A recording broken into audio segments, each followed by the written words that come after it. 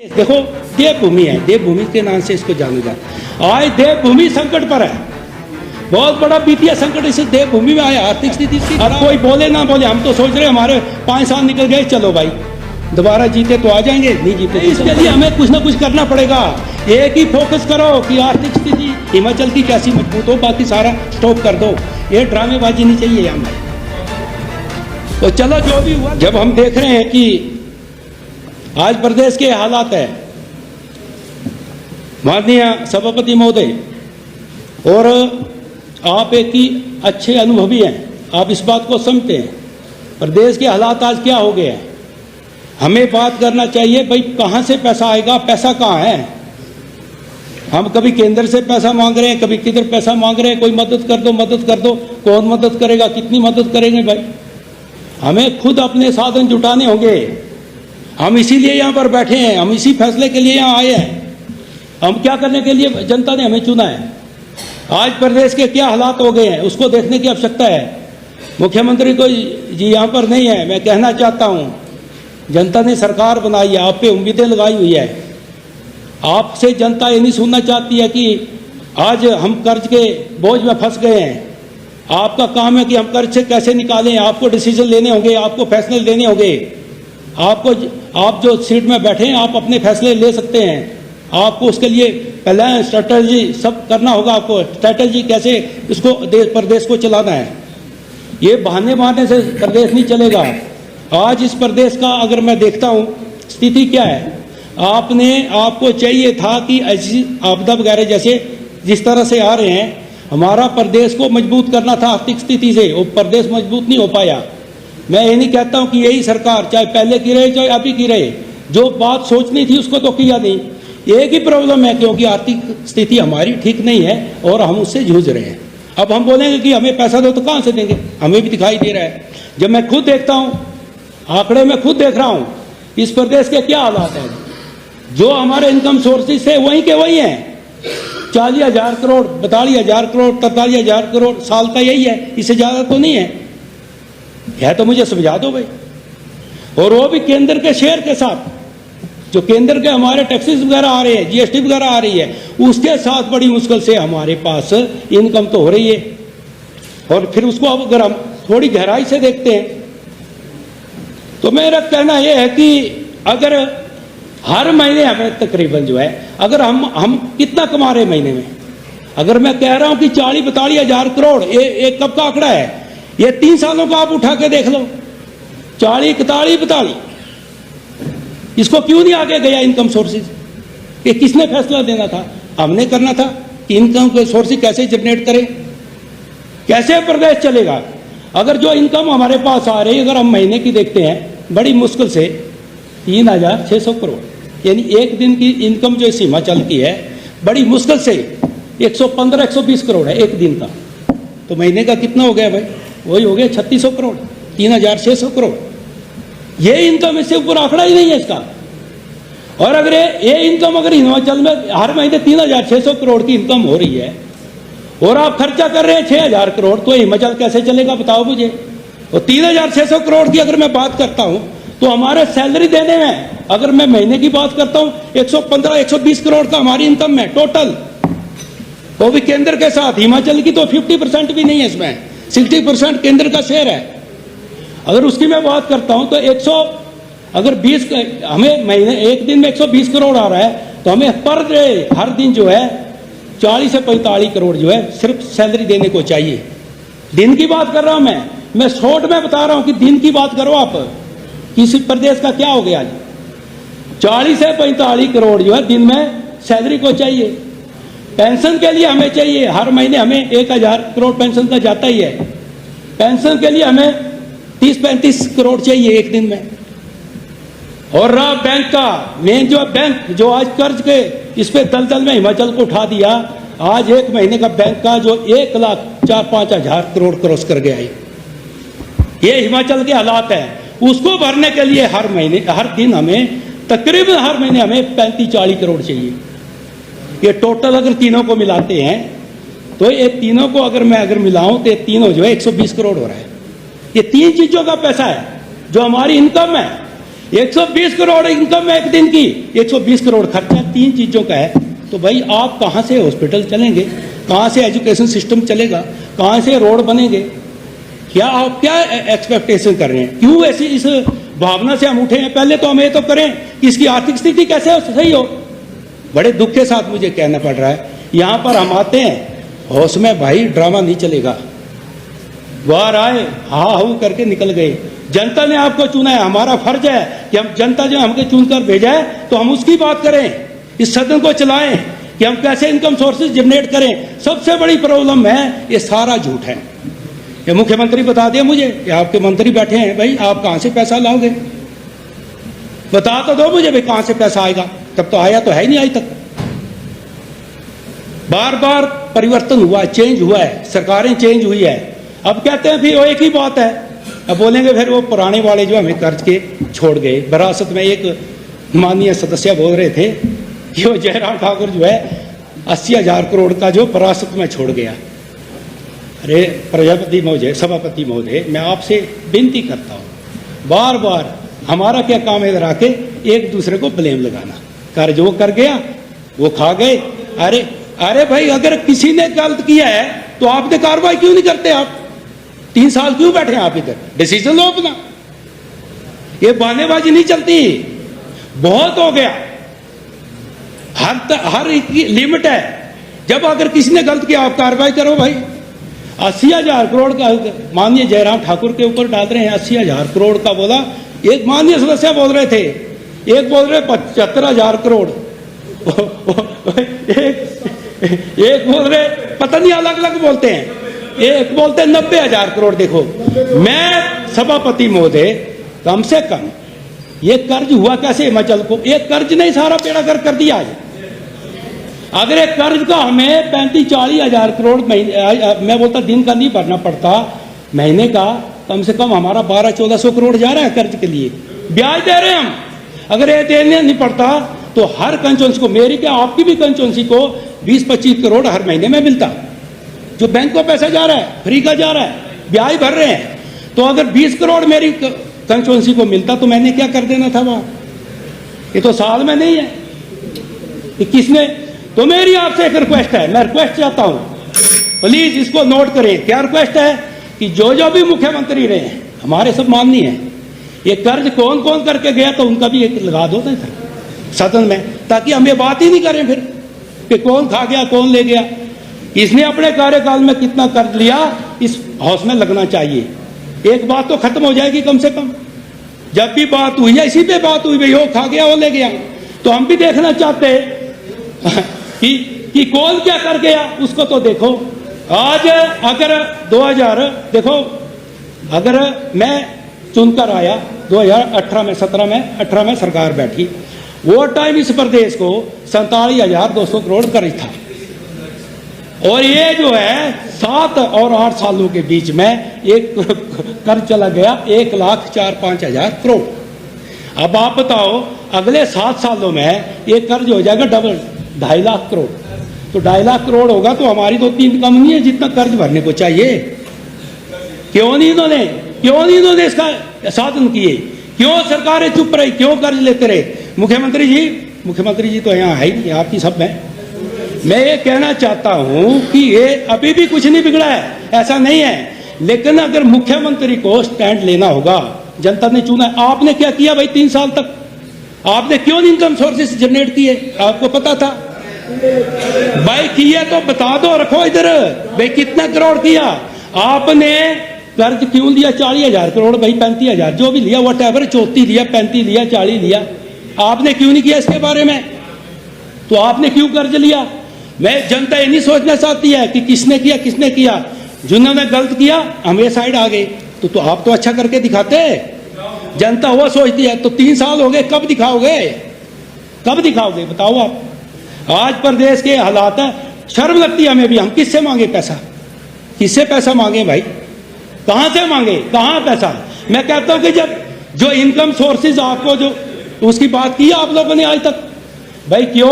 आज कितने दुख की बात है, एक बच्चा इस प्रदेश में पैदा होता है, उसको हम आते क्या गिफ्ट ले 1.5 लाख का कर्जा तू भी पकड़ भाई। क्यों नई जनरेशन को भी आप इसमें धकेल के जा रहे हैं? अरे क्या नहीं होता है, आपके पास अपॉर्चुनिटी है, हिमाचल प्रदेश में ऐसा कि नहीं है, हम कर सकते हैं, हमारे पास साधन है, लेकिन इसके बारे में किसी ने नहीं सोचा है। बस एक ही बात है, कर्ज लो और भरो। अब कर्ज की भी लिमिट है, अब कहाँ जाएं बोलो, अब हाथ खड़े हो गए। अब तो भाई यहाँ पर अब चाहते हैं कि यहाँ पर विकास हो, कहाँ से विकास होगा? विधायक निधि भी नहीं है, बुजुर्ग जो है बेचारे जो है सड़कों पर है, कोई बोलते पेंशन नहीं है, जो बेचारे 4-5 हज़ार में नौकरियां कर रहे हैं, चाहे पटवारी हेल्पर है, चाहे IPH में लगे हुए हैं, 5-5 हज़ार उनको मिलती है, वो भी समय पे है ही नहीं, 5-6 महीने से सैलरी नहीं है। जो बुजुर्ग पेंशन है वो भी नहीं मिल रही है, वो जो बुढ़ापा पेंशन था उसको 5-6 4-4 महीने हो गए। वो लोग हमको पूछते हैं भाई क्या हो रहा है, हम क्या बताएं? माननीय सर से वाइंड अप प्लीज। सर थोड़ा सा बोलने दें, मेरी आपसे रिक्वेस्ट है। सब्जेक्ट पे बोले, फिर सब्जेक्ट पे। वो हम कुछ नहीं, आप फाइनेंस पे चले गए, आपदा पे नहीं बोल रहे हैं आप ना, आप फाइनेंस पे चले गए, आपदा पे बोल रहे हैं। कहाँ से खराब आपदा होगी? जब पैसा होगा तब तो आपदा जाएगी, जब पैसा नहीं तो आपदा कहाँ से जाएगी? प्लीज तो आप बता दो कि आपदा कैसे जाएगी भाई? कोई जब पैसा ही नहीं तो कहाँ से आपदा जाएगी? प्रॉब्लम तो पैसे की है पूरी यहाँ पर। अगर हमारे पास धन होता तो आपदा 2 महीने में क्लियर कर देते इसको। कहाँ जाए बोलो आप भाई? हमको सबको, मैं कोई सरकार को नहीं बोल रहा हूँ, हम सबको हमको साधन करना पड़ेंगे, इनकम सोर्सेज हिमाचल की बढ़ाना पड़ेगी, खर्चे कम करना पड़ेंगे, 3-4 चीजें हमें ध्यान में लाना, नहीं तो ये सदन ज्यादा दिन नहीं चलेगा। कहाँ से चलेगा भाई? ये कोई मुझे बता दो कहाँ से चलेगा है? मैं कहता हूं कि इसको किसी भी हालत में जो भी आप कर सकते हैं, मेरी आपसे भी रिक्वेस्ट है। देखो जनता ये नहीं सुनना चाहती, जनता बहाने नहीं चाहती है, जनता ये नहीं चाहती भाई हमारे पास नहीं है, जनता ये नहीं चाहती कि हम कर्ज पे डूब रहे हैं। मैं कहता हूं कि हमें फैसले लेने होंगे, जो भी फैसले लो इस प्रदेश को बचाने के लिए फैसले लेने पड़ेंगे। नहीं ये जो आपदा भी आई है, हाँ इकट्ठे हो गए ये जो आपदा आई है, अब कल को कुछ और आ गया तो कहाँ जाएंगे बताओ आप? है कोई रास्ता हमारे पास? हमारे पास कुछ चीजें हैं कि हम इसको कर सकते हैं। हम कोई इंडस्ट्री लगाएं, कोई फैक्ट्री लगाएं, कोई जैसे माइनिंग से हम करें, कुछ होटल इंडस्ट्री से करें, हमारे बोर्ड निगम सारे लॉस में जा रहे हैं, उससे हम कुछ फायदा उठाएं। हमारे जो प्रोजेक्ट है हाइड्रो प्रोजेक्ट, उससे हम कुछ करें। भाई कुछ ना कुछ तो करना पड़ेगा। यहाँ पर बात क्या होती है, मेरे को नहीं मिला, मेरी कंस्टिट्यूंसी को नहीं मिला, कहाँ से मिलेगा? पैसा कहाँ है? पहले कहाँ है पैसा? किससे मांगे बताओ आप? तो पैसा ही नहीं है तो कहाँ से है? तो ये मैं नहीं कहता हूं कि भाई चलो आपने गलत किया, हमने इस वक्त आर्थिक स्थिति खराब हो चुकी है और मैं चाहता हूं कि इसके लिए कदम उठाने के जो समय आ गया हमारा, हम भी चाहते हैं कि ये प्रदेश, लेकिन अभी तो आगे तो कुछ करें। मैं चाहता हूं कि एक ही बात होना चाहिए कि इसको हम मजबूत कैसे करें, ये होना चाहिए। और ऐसा नहीं है, हम लोगों ने बड़ी दुनिया देखी है, हम इस चीज को समझ सकते हैं कि भाई कैसे इसको इनकम सोर्सेज को कैसे बढ़ाएं। हमने पूरी उम्र यही काम किए हैं, ऐसा नहीं है कि नहीं करते हैं, लेकिन भाई पहल तो आपको करना होगी। जब आप चुप रहेंगे भाई खराब हो गया, अब बोल रहे हैं 1500 करोड़ नहीं आया। अरे 1500 करोड़ से क्या कर लोगे भाई? ये एक महीने 1500 करोड़ से क्या हो जाएगा? ये तो हर साल आपदा आ जाएगी, कल को फिर कुछ हो जाए। हमें अपने साधन जुटाने होंगे। हम जो दूसरों पे, जो आदमी कभी भी दूसरे की नजर रखता मुझे उधर से आ जाओ, वो कामयाबी नहीं होता है। हमें साधन जुटाने होंगे। आप क्यों दूसरे की सोचते? मिल गया ठीक है, नहीं मिला, और वो भी नहीं है, मांगने का भी तरीका होता भाई। एक तो मांग भी रहे हैं, ऊपर से ब्लेम भी लगा रहे हो, हमें नहीं मिला। ऐसे नहीं होता है, कोई चीज अगर आप संकट में है तो उसके लिए साधन जुटाते होते हैं। तो देखो उधर उस दिन कल परसों जो एक दूसरे के ऊपर हम कीचड़ उछाल रहे हैं, उसने वो कर दिया, उसने वो कर गया, वो खा गया, वो चला गया, मुर्दाबाद जिंदाबाद। उससे जनता हिमाचल की एक दिन देखना चाहती है, बहुत हो गया, ये जनता बाहर करती है, सदन में काम होना चाहिए।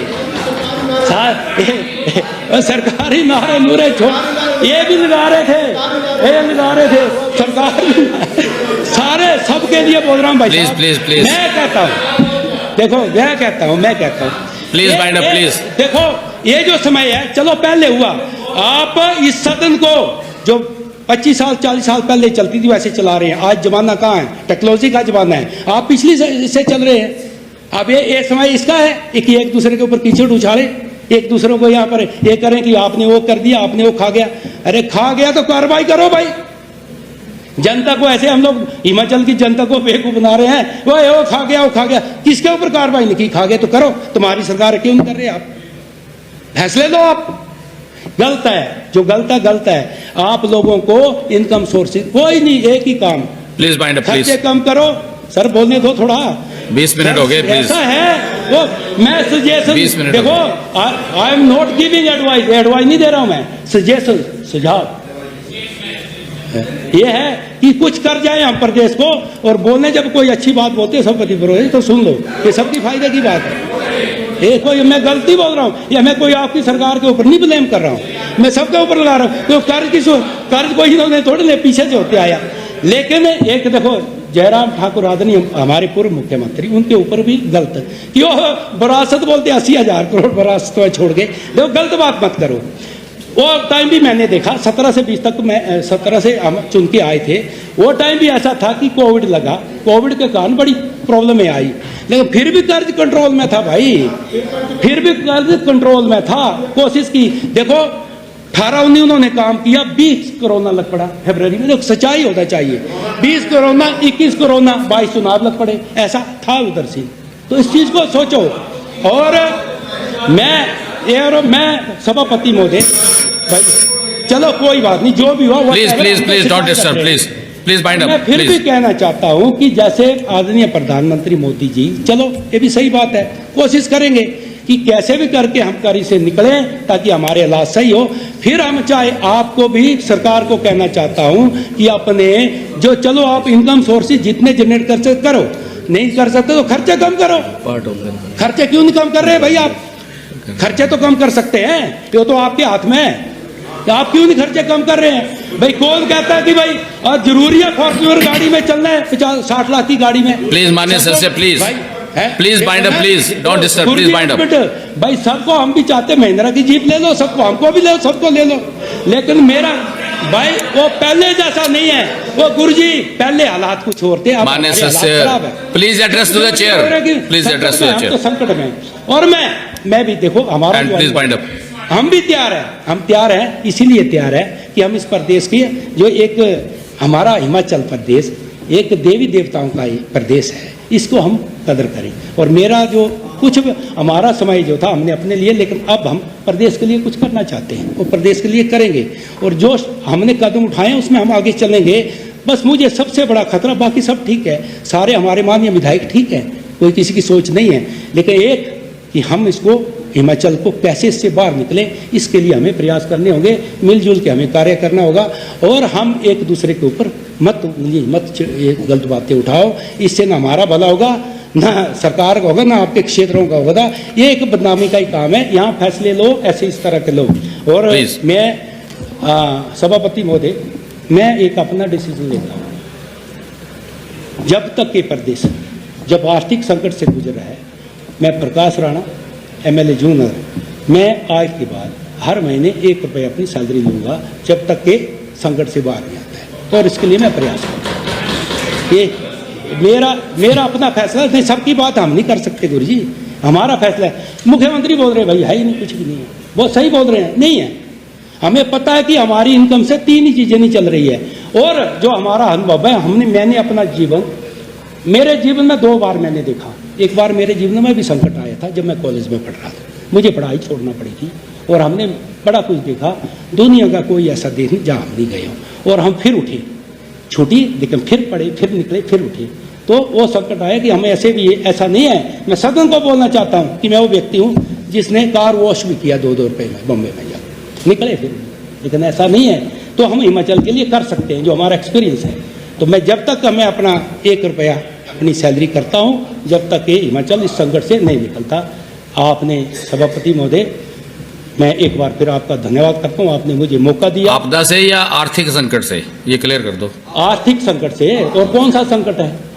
आर्थिक और आपदा नहीं, आर्थिक संकट से हिमाचल बाहर नहीं निकलता है तब तक हम जो है, मैं जितना भी मेरा एक जो कुछ मैं कर सकता हूँ, जो मेरी सोच है, जो मैं कुछ कर सकता हूँ, मैं प्रदेश के लिए करूँगा। ठीक है, थैंक यू।